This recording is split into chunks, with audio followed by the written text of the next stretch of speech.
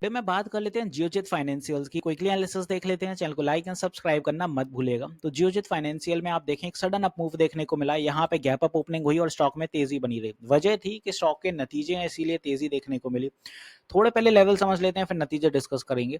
यहाँ पे आप देखें तो ये ट्रेंड लाइन यहाँ से बन रही है और ट्रेंड लाइन पे आप देखें जितनी करीब स्टॉक आता है हर बार रिवर्सल देखने को मिलता था। वही सेम ट्रेंड लाइन ने यहाँ पे हर्डल फेस कराया। आज इसके ऊपर गया जरूर, ब्रेकआउट हुआ, बट सस्टेन नहीं कर पाया। 106 के आसपास क्लोजिंग हो गई। और नीचे की ट्रेंड लाइन पर जब आप नजर डालते हैं तो ये एक इंपॉर्टेंट सपोर्ट क्रिएट करती है। यहाँ जब भी स्टॉक आता है एक अच्छा बाउंस मिलता था और ऊपर की दिशा में यहाँ पे इसी लेवल पे एक स्ट्रॉन्ग सपोर्ट लिया 61 पे, यहीं से तेजी पकड़ी। तो इस लेवल से आप अगर पकड़ें स्टॉक को तो ऑलरेडी स्टॉक ने जो आपको रिटर्न पकड़ा दिए वो 79% के रिटर्न दे दिए कुछ 43 डेज में। एंड टू बी प्रिसाइज अगर यहाँ से रिटर्न आंकड़े तो फिर यही रिटर्न 72% आपको 31 डेज में बेहतर समझ आ रहा होगा। तो स्टॉक ने तेजी दिखाई, काफी सही स्टॉक के रिटर्न्स भी बुक हो गए, प्रॉफिट बुकिंग हो चुकी है।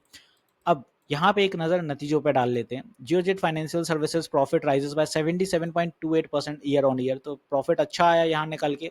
तो यहाँ पे आप देखेंगे कि जो जियोजित फाइनेंशियल सर्विसेज की सेल्स थी वो इस बार 208 सीआर की रही है मार्च क्वार्टर में 24। सेम मार्च 23 के क्वार्टर में आप देखें तो यहाँ पे 111 सीआर की सेल्स थी। एक्सपेंसेस की बात करें तो सर 127 सीआर रहे हैं, लास्ट ईयर ये 78 सीआर थे। तो एक्सपेंसेस बढ़ेंगे ही अगर सेल्स इंक्रीज हो रही हैं। ऑपरेटिंग प्रॉफिट 81 सीआर रहा है, लास्ट ईयर ये 33 सीआर था। अदर इनकम की बात करें तो वो जीरो रही है, लास्ट टाइम ये 6 सीआर थी। इंटरेस्ट की बात आती है तो यहाँ पे 7 सीआर हुआ है, लास्ट ईयर 3 सीआर, तो थोड़ा सा इजाफा हुआ। डेप्रिसिएशन सिमिलर रहा है। प्रॉफिट फोर टैक्स आप देखें 66 सीआर और लास्ट ईयर ये 29 CR. And the net profit was 52 CR और लास्ट टाइम में 30 सीआर। तो यहाँ पे देखें नेट प्रॉफिट में क्यों इजाफा हुआ, क्योंकि प्रॉफिट वो टैक्स बढ़ा और ये इसलिए बढ़ा क्योंकि ऑपरेटिंग प्रॉफिट इस बार बहुत अच्छा निकल के आया, इसीलिए ये आंकड़े देखने को मिल रहा है। और आई थिंक 52 सीआर उसका अभी तक का था नहीं, इतना अच्छा प्रॉफिट जो निकल के आया है। अब यहाँ पे स्टॉक में इसीलिए तेजी देखने को मिल रही है अपन को क्योंकि स्टॉक के नतीजे अच्छे रहे। अब ये कहाँ तक जाएगा पहले वो समझते हैं। कल के दिन अगर स्टॉक ऊपर चलता है, बुलिश रहता है, तो 111 विल बी द हर्डल, क्योंकि वो आज का हाई था। ये हर्डल सस्टेन करता है तो next target in the line will be 115। 115 के बाद 120 एंड 120 के बाद 125। 125 पे एक हर्डल फेस होगा क्योंकि साइकोलॉजिकल लेवल है। तो ऊपर की दिशा में अगर स्टॉक यहाँ से चल रहा है तो कुछ अपन को 15-16% के आंकड़े अभी और दिख सकते हैं।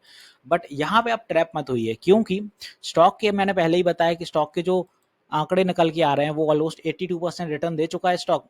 और यहाँ पे अभी मान लीजिए यहाँ कहीं तक जा रहा है 125 तक, तो 100% रिटर्न हो रहे हैं। बट कोई बड़ा करेक्शन नहीं है, माइनर पुलबैक्स हैं जो कि आप उतने कारगर नहीं है। यहाँ पे देखें माइनर पुलबैक भी नहीं बना, एक छोटी कैंडल है, बाकी साइडवेज था 2 दिन।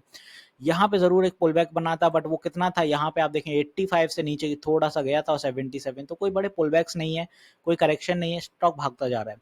तो यहाँ पे एक पुल बैक बनेगा डेफिनेटली, या तो बड़ा पुल बैक आएगा या फिर यहाँ धीरे धीरे करके करेक्शन आएगा, तो उसके लिए तैयार रहिएगा। अब मैं ये चाहता हूँ कि लोग ऊपर के लेवल पे ना फंसें कि स्टॉक भाग रहा है तो भागने दीजिए, मैं ले लेता हूँ, क्योंकि स्टॉक 125 जाएगा मैक्सिमम से मैक्सिमम 150, इसके बाद करेक्शन दिखाएगा ही दिखाएगा। हर स्टॉक करेक्शन दिखाता है तभी वो ऊपर की दिशा निर्धारित करेगा। यहाँ पे भी एक करेक्शन बनते हुए नजर आएगा तभी स्टॉक ऊपर की दिशा पकड़ेगा। अब यहाँ पे ये तो ही सारे अपने रेजिस्टेंस, वेल 125 सस्टेन कर लेता है तो 5-6 पॉइंट फिर बढ़ाइए, वैसे ही आपको टारगेट अपने दिख जाएंगे। जो इंपॉर्टेंट है कि स्टॉक करेक्शन लेगा तो क्या सीन रहेगा, क्योंकि स्टॉक की मैंने आपको फॉर्मेशन बताई कुछ ये समय फॉर्मेशन चलती हुई नजर आ रही है। तो यहाँ पे रेजिस्टेंस फेस करी तो स्टॉक अब नीचे आना चाहिए।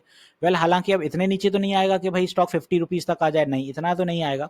स्टॉक डेफिनेटली आपका यहाँ कहीं 92 तक करेक्ट हो सकता है, फर्दर फॉल अगर करता है तो 85 तक करेक्ट हो सकता है। तो ये कुछ लेवल्स हैं जहाँ पे स्टॉक करेक्शन दिखाने आ सकता है, तो be prepared for that, panic मत करिएगा, क्योंकि स्टॉक में डेफिनेटली करेक्शन नहीं हुआ तो एक करेक्शन बनते हुए नजर आ सकता है।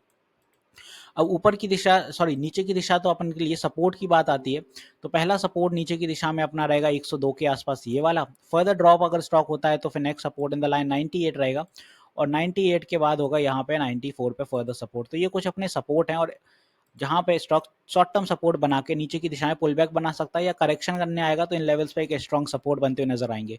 तो ये अपने सपोर्ट रहेंगे और ऊपर वाले ये सारे अपने टारगेट। तो होपफुली यहाँ मैंने आपको सारी चीजें क्लियर कर दी हैं जियोजित फाइनेंशियल्स में क्या कैसा मूव रहने वाला है। मिलते हैं नेक्स्ट वीडियो में। This is me Shubham Yadav signing off.